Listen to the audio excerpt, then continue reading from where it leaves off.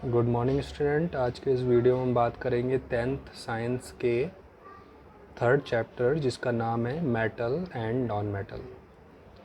तो सबसे पहले हम जानेंगे मेटल के बारे में कि किसी भी एलिमेंट को मेटल होने के लिए उनमें क्या क्या प्रॉपर्टीज़ का पाया जाना है, ज़रूरी है। ठीक है, तो metal are the elements that conduct heat and electricity and are malleable and ductile. किसी भी एलिमेंट को मेटल होने के लिए उसे हीट और इलेक्ट्रिसिटी को कंडक्ट करना चाहिए, साथ ही वो मैलिएबल और डक्टाइल होना चाहिए। अगर ये प्रॉपर्टीज़ वो रखता है तो उसी एलिमेंट को हम लोग नाम देते हैं मेटल। फॉर एग्ज़ाम्पल जैसे आयरन हो गया, एल्यूमिनियम हो गया, सिल्वर हो गया, कॉपर हो गया, गोल्ड हो गया, प्लेटिनम, सोडियम, कैल्शियम, ये सभी आपके क्या हैं, मेटल्स हैं। ठीक है, साथ ही मेटल्स में कुछ और प्रॉपर्टीज़ भी होनी चाहिए, जैसे metal are the elements which form positive ion by losing electron, thus metal are known as electropositive element. ठीक है, साथ ही मेटल वो एलिमेंट है जो क्या करता है, इलेक्ट्रॉन का लॉस करता है और लॉस करके क्या बनाता है, पॉजिटिव आयन फॉर्म करता है। यानी जितने भी मेटल्स होते हैं उन सभी में इलेक्ट्रॉन लॉस करने की टेंडेंसी होती है। जब भी कोई एलिमेंट इलेक्ट्रॉन का लॉस करता है तो उसके ऊपर क्या आ जाता है, पॉजिटिव चार्ज आ जाता है। यानी मेटल जो है इलेक्ट्रॉन का लॉस करके पॉजिटिव चार्ज आयन फॉर्म करते हैं। ठीक है, जैसे हमने यहाँ पर कोई मेटल M ले लिया, ठीक है, इस मेटल M ने क्या करा, n नंबर ऑफ इलेक्ट्रॉन का लॉस करा और इलेक्ट्रॉन का लॉस करके इसके ऊपर कितने इलेक्ट्रॉन निकल गए, n इलेक्ट्रॉन निकल गए, तो इसके ऊपर भी क्या आ गया, n प्लस चार्ज आ गया। इसने n मेटल आयन का फॉर्मेशन कर दिया। ठीक है, इसी तरह से सोडियम है, तो सोडियम के आप जानते हो बैलेंस सेल में एक इलेक्ट्रॉन होता है, इसलिए जो अपना बैलेंस सेल का एक इलेक्ट्रॉन आसानी से निकाल सकता है, यानी क्या बना देगा, Na प्लस प्लस 1 इलेक्ट्रॉन का लॉस कर सकता है। मैग्नीशियम के भी आउटर मोस्ट सेल में 2 इलेक्ट्रॉन होते हैं, यानी बैलेंस सेल में 2 इलेक्ट्रॉन होते हैं, यानी ये अपने बैलेंस सेल के 2 इलेक्ट्रॉन्स का क्या कर सकता है, लॉस कर सकता है और क्या बना सकता है, Mg double plus plus 2 electron. तो जितने भी मेटल्स होते हैं उन सभी में क्या होती है, इलेक्ट्रॉन का लॉस करके पॉजिटिव आयन फॉर्म करने की टेंडेंसी पाई जाती है। तो आप शॉर्ट फॉर्म में मेटल को इस तरह से डिफाइंड कर सकते हैं कि मेटल में क्या क्या प्रॉपर्टीज़ होनी चाहिए या किसी एलिमेंट में क्या क्या प्रॉपर्टीज़ होनी चाहिए उसे मेटल की कैटेगरी में होने के लिए। ठीक है, अब हम डिटेल्ड जानते हैं मेटल्स के बारे में, जिसमें हम लोग बात करेंगे सबसे पहले फिजिकल प्रॉपर्टीज़ ऑफ मेटल। ठीक है, किसी भी मेटल में क्या क्या फिजिकल प्रॉपर्टीज़ पाई जाती हैं, जिसमें फर्स्ट प्रॉपर्टी है आपकी बेटा हार्डनेस। नॉर्मली हम लोग मेटल को जब देखते हैं तो देखते क्या है कि मेटल बहुत ही ज़्यादा क्या होते हैं, हार्ड होते हैं, ईजिली वो कंप्रेस्ड नहीं होते हैं। ठीक है, तो मेटल में हार्डनेस होती है, तो कहते हैं most of the metals are hard except alkali metals such as sodium, potassium, lithium etcetera. ठीक है, तो मोस्टली जो मेटल्स होते हैं वो क्या होते हैं, हार्ड होते हैं, बट कुछ एक्सेप्शंस हैं, जैसे एल्कली मेटल आपके सोडियम, पोटेशियम और लिथियम। ठीक है, ये आपके हार्ड ना होकर के क्या होते हैं, सॉफ्ट होते हैं, यानी are very soft metal, these can be cut by using a knife.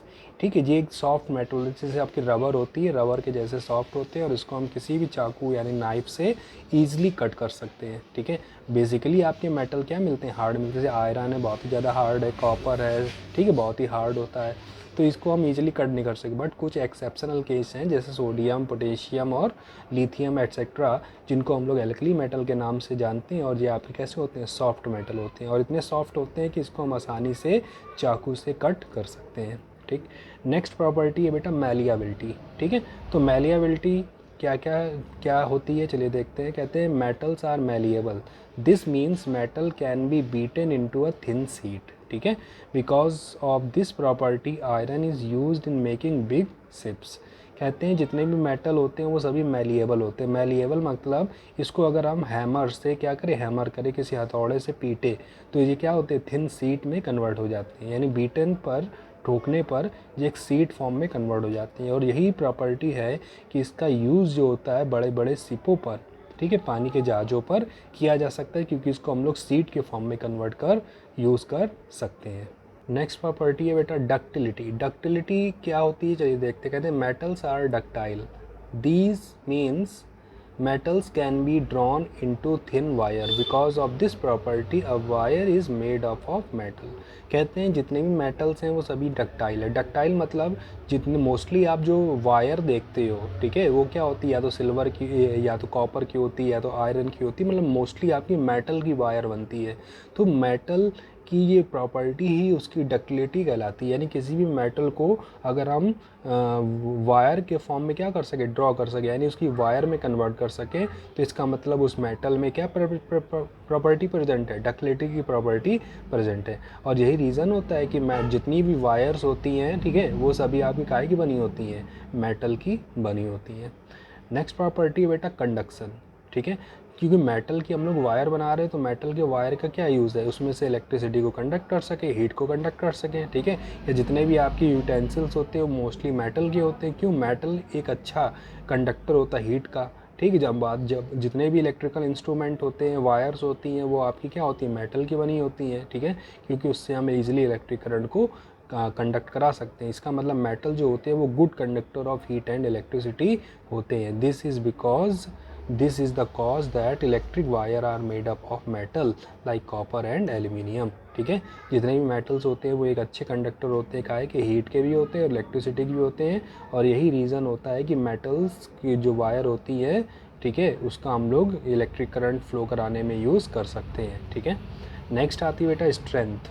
Strength की बात करें तो मेटल हाईली स्ट्रेंथ होते हैं, आप कितना भी ठोको मोड़ो कुछ भी करो उनमें ईजिली ब्रेक नहीं होते, यानी वो हाईली स्ट्रेंथ होते हैं, यानी हाई टेंसिल स्ट्रेंथ होती है, ईजिली ब्रेक नहीं होती। यानी most of the metal are strong and have high tensile strength, ठीक है। टेंसिल मतलब बहुत ही ज़्यादा, मतलब इसको आप कितना भी मोड़ोगे ठोकोगे मगर ये इजीली ब्रेक नहीं होंगे, ठीक है। Because of this big structure are made up of metal such as copper and iron, ठीक है। और यही रीज़न होता है कि बड़े बड़े जो स्ट्रक्चर्स होते हैं, कंस्ट्रक्शंस होते हैं, ठीक है, बड़े बड़े जहाज होते हैं, उनमें मेटल्स का ही यूज़ किया जा सकता है क्योंकि इनमें टेंसिल स्ट्रेंथ बहुत ज़्यादा होती है, ठीक है।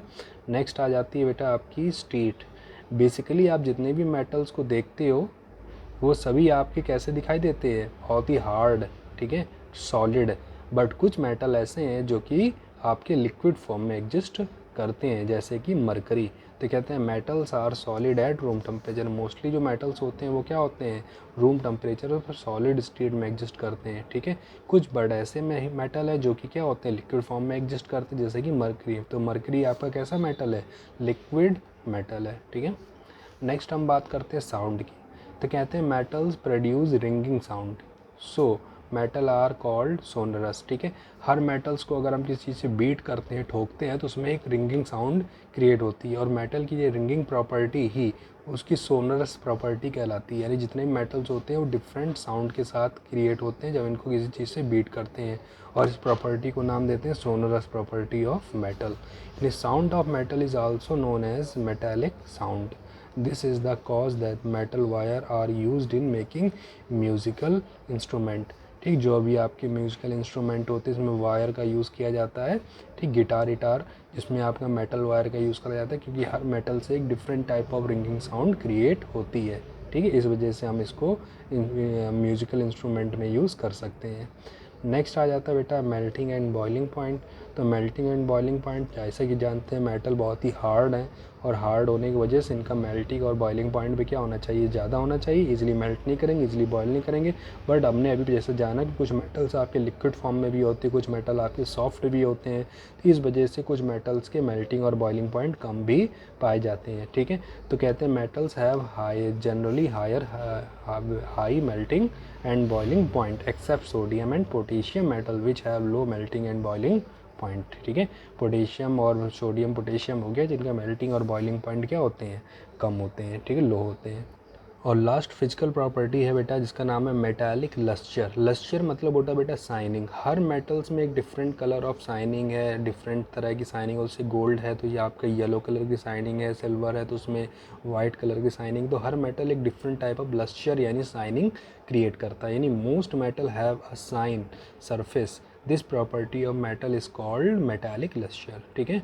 मोस्ट ऑफ द मेटल की क्या होती है, सरफेस पे वो साइन क्रिएट करती है। जैसे गोल्ड है तो येलो कलर के साइन, सिल्वर है तो वाइट कलर के साइन, और इसी प्रॉपर्टी को हम मेटल की मेटालिक लस्चर नाम देते हैं, ठीक है। तो ये मेटल्स की क्या थी, फिजिकल प्रॉपर्टी।